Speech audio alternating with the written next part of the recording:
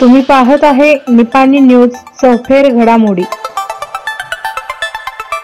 अक्कोळ येथे माय लेकरांचा डोक्यात रॉड घालून निर्गुण खून, प्रेम विवाहास विरोध केल्याने कृत्य।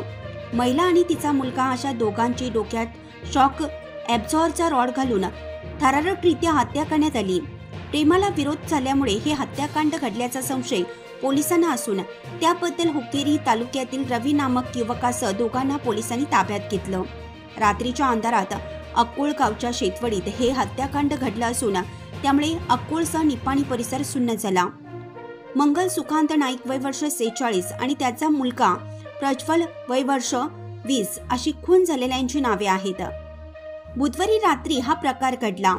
या माय लेकरांनी संशयित युवकाच्या प्रेमाला विरोध केल्याने त्याने हे हत्याकांड केलं असा संशय पोलिसांनी व्यक्त केला। पोलिसांकडून मिळालेली अधिक माहिती अशी की नाईक कुटुंब अक्कोळ येथील बाळोबा माळ परिसरातील शेतातील घरामध्ये वास्तव्यास होते। मंगल नाईक यांचे पती सुकांत यांचं निधन झालं असून त्या आपला मुलगा प्रज्वल आणि मुलीसह या घरात राहत होत्या। बुधवारी रात्री 10च्या सुमारास दोन युवक दुचाकीवरून त्यांच्या घरी गेले होते। ते मद्यधुंद अवस्थेत होते। मंगल व प्रज्वल यांचा खून करण्याच्या इराद्यानेच ते आलेले होते। दोघे संशयित नाईक यांच्या घरी पोहोचल्यानंतर सुरुवातीला काही काळ त्यांच्याबरोबर टीव्ही पाहत बसले होते। त्यानंतर त्यांनी वादावादी सुरू केली। काही वेळातच दोघांचा राग अनावर होऊन त्यांनी मंगल व प्रज्वल यांच्या डोक्यात शॉक ॲब्झॉर्बने वार केले। डोके फुटल्याने दोघांचाही जागीच मृत्यू झाला। घटनेनंतर संशयितांनी पळ काढला। या घटनेची माहिती मिळताच घटनास्थळी जिल्हा पोलीस प्रमुख डॉक्टर भीमाशंकर गुळेत, अतिरिक्त जिल्हा पोलीस प्रमुख Shruti Ramgonda Basargi, DSP Prashant Munnoli, CPI BS Talwar, PSI Shivraj Nayakwadi, सहाय्यक उपनिरीक्षक एसएस चिकोडी, हवालदार प्रभू सिद्धार्थगीमठ यांनी घटनास्थळी भेट दिली।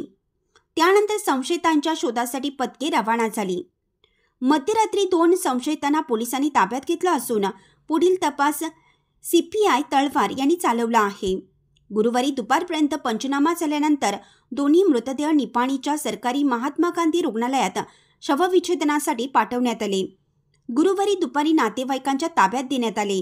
या प्रकरणातील मुख्य संशयित रवी खानापूर वय वर्ष 32, त्याचा मित्र लोकेश नाईक वय वर्ष 27 यांच्या सहाय्याने त्याने हत्या केली। वरिष्ठ पोलीस अधिकाऱ्यांनी घटनास्थळी पाहणी केली।